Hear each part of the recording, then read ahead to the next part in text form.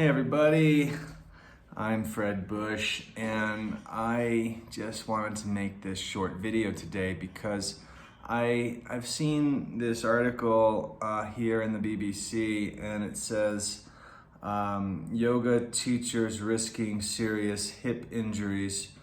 And I just wanted to talk about what's going on in a little bit in the yoga world, and to some degree why, okay? Because there really is an epidemic of injuries, not just for the students, also for the teachers. Really, the students become the teachers, and so it's really one big picture as to why are so many people practicing yoga getting so injured, and particularly with the hips, but not just the hips, also of course the knees, and also of course the neck.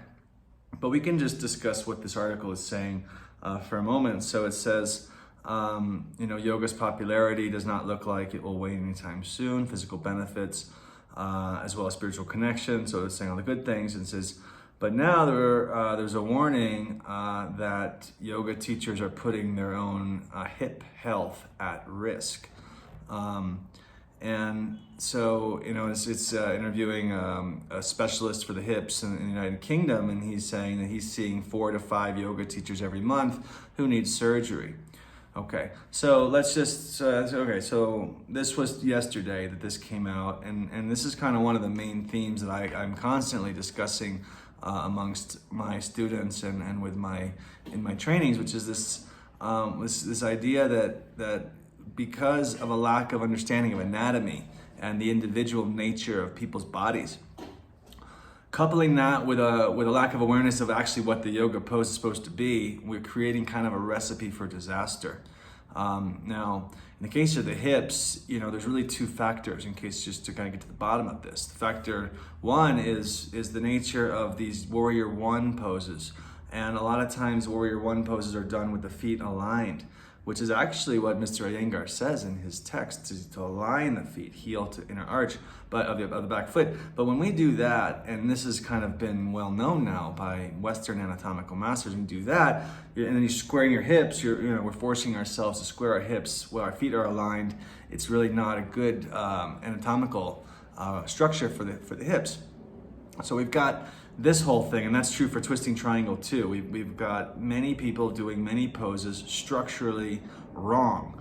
And so they're creating a lot of degeneration in the hip joint because of a lack of understanding about the width of the feet when hips have to square. So that's one thing. But then there's another thing, which is kind of what this article is saying, which is people are pushing themselves too hard and pushing themselves past their physiological limit. Because the fact is that we're all individuals and we all have individual anatomical limitations. And so sometimes we could look at something in a book, like again, what Mr. Iyengar might look like in a book, and then we try to superimpose that into ourselves. And so without understanding that, we might have a bone limitation, or we might have, range of motion limitations that are either genetic or that are just requiring more time to evolve, or that are just simply our structural joint articulation reality. So we got 2 things going on. One is a lack of awareness of sometimes what's to do in the actual pose. And the other thing is that we are forcing ourselves, and this is where it's not just hips, it's knees, specifically forcing the lotus poses, forcing ourselves to attempt to look more advanced physically than what our body is demonstrating is safe for it in the moment, okay? And so that's really where we have to be careful, is we need to recalibrate what is advanced yoga. And so advanced yoga is not pushing ourselves to a place where we create injuries that then have further implications for our general well-being, and potentially inhibiting our potential for mobility and the daily life. And I just want to emphasize that we do not live to do yoga. We're not living to do yoga. We're doing yoga to live. And so forcing ourselves to look like some version of a pose, as if when we accomplish that at that point we're going to be more advanced in yoga. That's not actually how it works.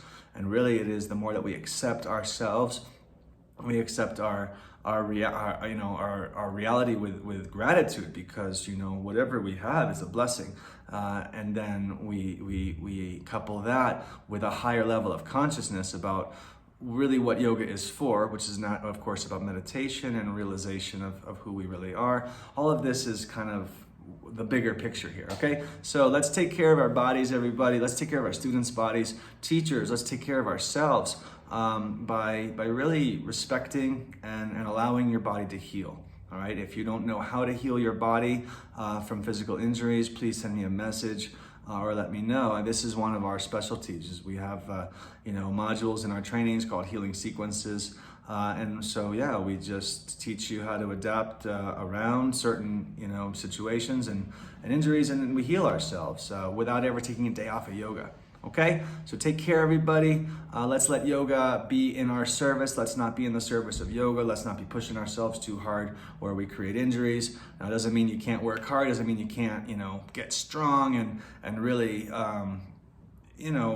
do things that you even thought were impossible. But that needs to be done safely. It needs to be done slowly. It needs to be done with care, okay? So everyone take care of yourselves. This is me, Fred Busch, signing off from Bogota.